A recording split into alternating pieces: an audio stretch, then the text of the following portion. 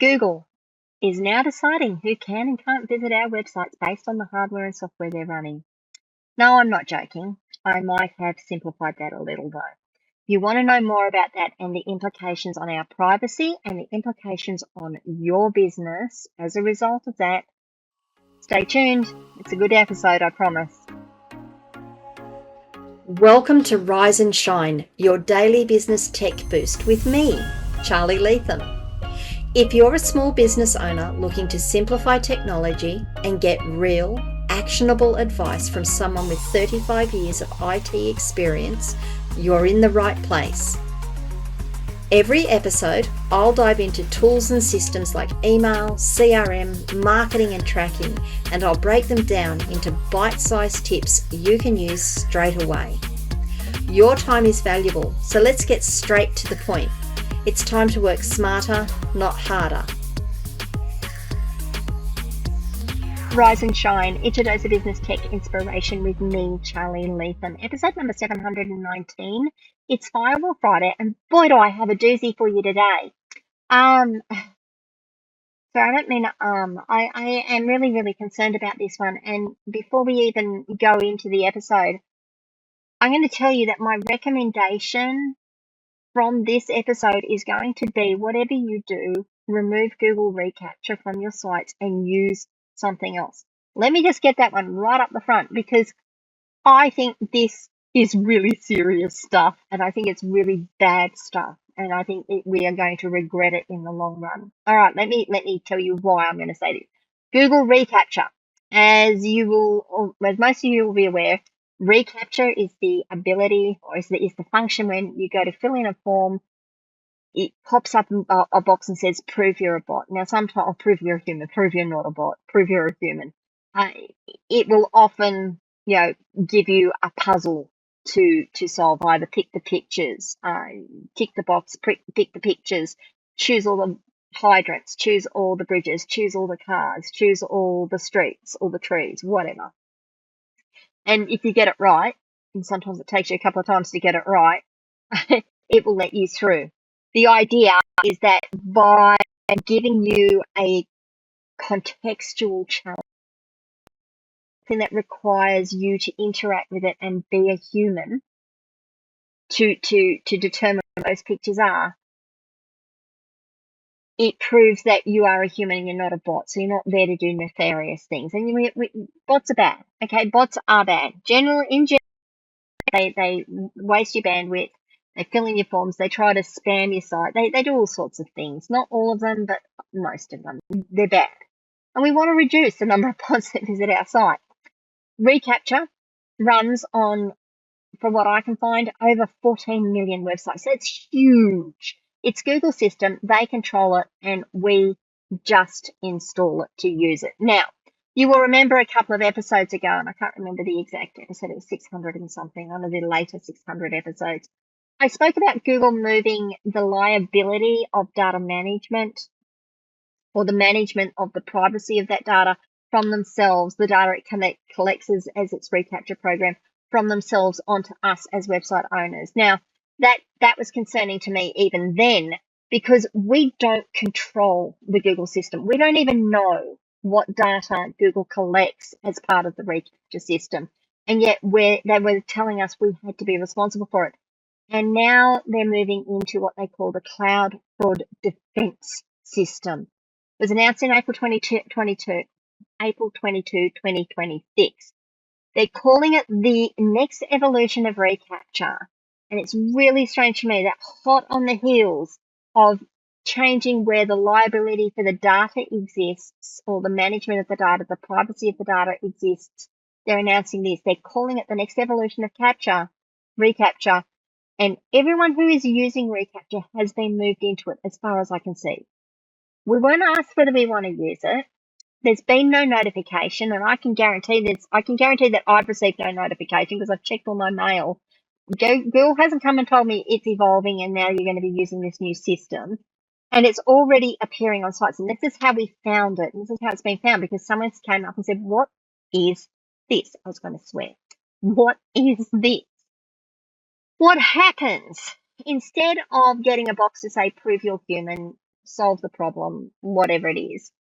Now, flagged traffic gets a QR code popped up on their screen. You have to use either an Apple iPhone running and scan that QR code, or an Android phone, just an Android phone in general, and scan that QR code. But the Android phone has to be Google approved. You can't have any side-loaded information. You can't have any side-loaded apps. Well, you can't have any unsigned apps. You can't be running a system like Graphene, which is a privacy-first operating system for Android devices. It's not available on all Android devices, unfortunately. I'd be using it otherwise. You can't be using Graphene because that's not Google approved. So if you're running a Graphene phone and you get this QR code and you go to scan your phone, it says, no, you're not approved. That means that Google is, when you are sitting on your keyboard, on your desktop, like I'm recording now and I'm doing a search and I'm working on my desktop, I'm not logged into any Google account. I've got my VPN up. I am just browsing there. I'm running Brave, so you can't track me. I've got all my trackers blocked. I'm browsing as anonymously as I can. If I get hit with that CAPTCHA code, I have to pick up my Android phone, which is logged into a Google account. It has to be logged into a Google account as an Android phone, as a standard Android phone. I have to scan that code. That is immediately tying that session on my desktop to my Google account. I am now trackable. They can see what I'm doing. I don't necessarily have anything to hide. That's not the point. The point is that why do they get to decide what they can track and how they can track it? I know. Tinfoil hat stuff, all right? It's not good. I'm going to say that Google is now deciding, if you're running Google's reCAPTCHA on your website, Google is now deciding who can visit your website, not you. It's not stopping bots anymore. It's stopping humans. It's really bad. I think it's really bad.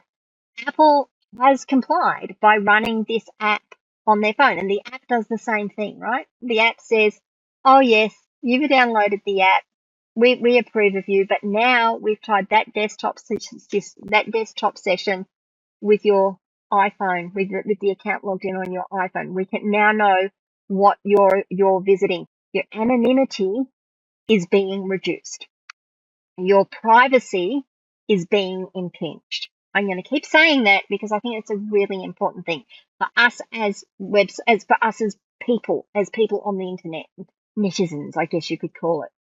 For business owners, you need to be concerned because by using this system, you are now defining what hardware, what software people must be using to be able to use the internet to view your site. Think about that for a moment. The other thing I think that this is leading us towards, and again, I admit I have a tinfoil hat on this stuff. It's just another chink in the wall or another chip in the wall, another break in the wall of our privacy and moving us towards digital ID. Oh, but you're already scanning a QR code to be able to access sites. But this is just another step forward. We're just extending this out. Well, Google's already got the system. Our governments are going to put it in place now, and you're already doing it. No, this isn't something I want to do. All right, that's my rant on it. That's my explanation on it. Let's talk about where this started, though, because the history on this is fascinating. And then I'll just bring it all in and try to land all my points again for you. So there is some history associated with this. This hasn't come out of the blue. Google actually proposed this as web environment integrity in 2023. They tried to introduce this as a web standard. It would have let websites verify your device and browser were Google approved. That's the important thing. Google gets to decide what devices can access websites now. Google approved before you can access content. It's not just bot checking. This is full device approval as a condition of using the web.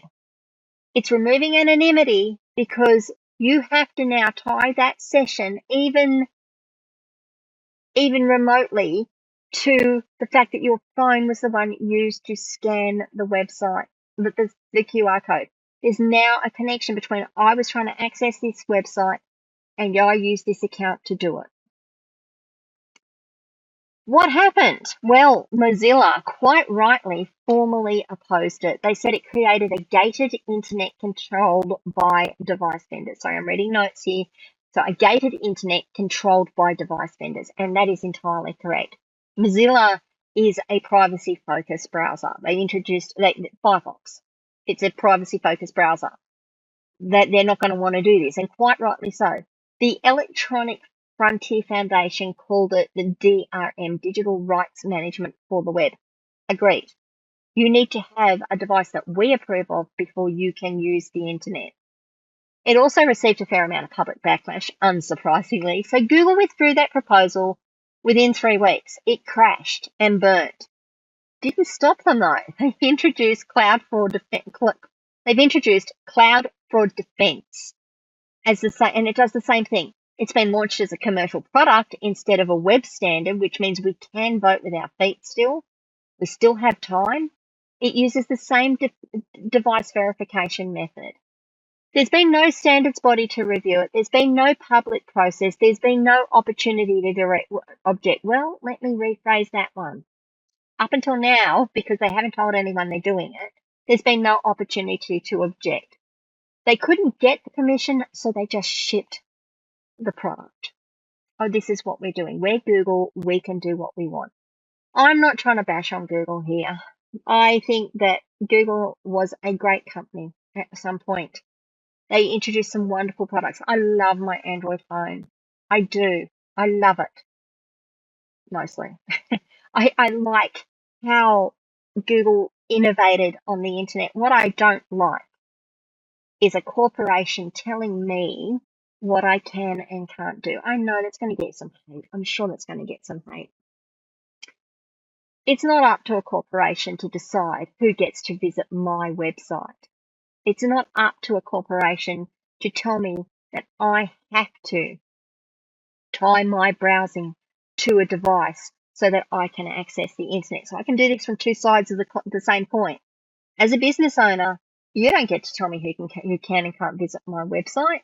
And as a person who goes and visits the website, you don't get to tell me that I have to tie my connection to my device, to an account that you can track. We can still vote with our feet. We can absolutely still vote with our feet. And I would highly recommend, I guess I'm a bit of a privacy activist when it comes down to this.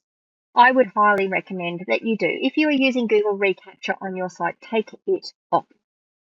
If you don't know how to do it, go to your tech person, come to someone like me, ask for help. We can help you remove it. There are other options to protect your sites. Yeah, and honestly, I think they're better. They're lighter. They put less onus on your visitors to protect you. They do the heavy lifting, not your visitors. First thing that I think is wonderful. There is Cloudflare Turnstile, and there are other reCAPTCHA-like systems out there that can be put onto your websites to protect you from bots, to protect you from nefarious actors, bad actors.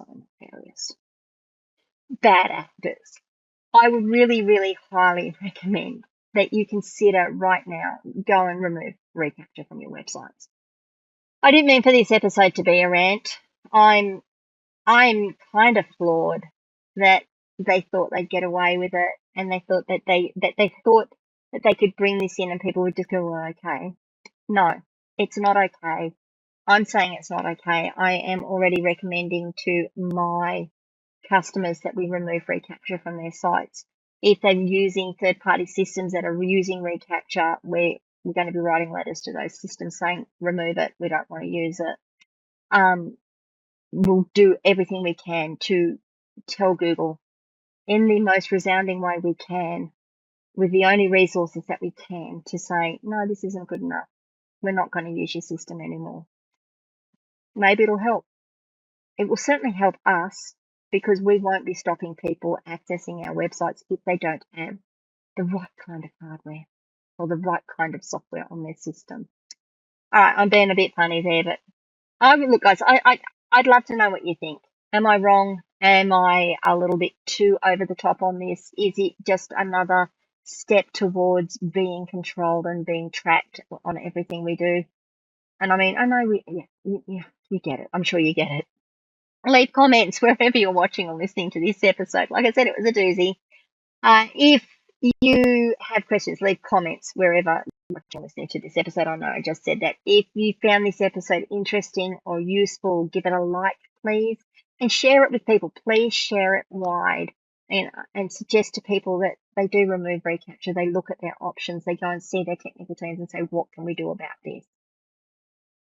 If you haven't already subscribed to the channel, please do so. Hit the subscribe button and ring that notification bell so you find out when I drop more content.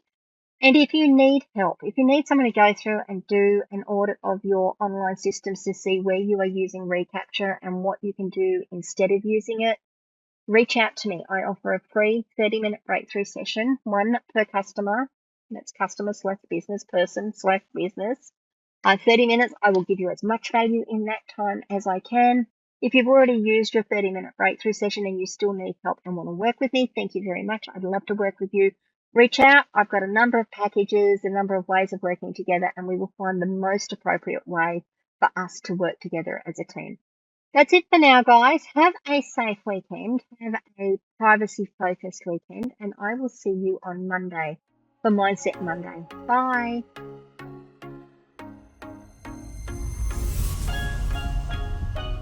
Hey there, thanks so much for tuning in to Rise and Shine, your daily business tech boost. I hope today's episode gave you some actionable insights that will make your business tech work smarter for you.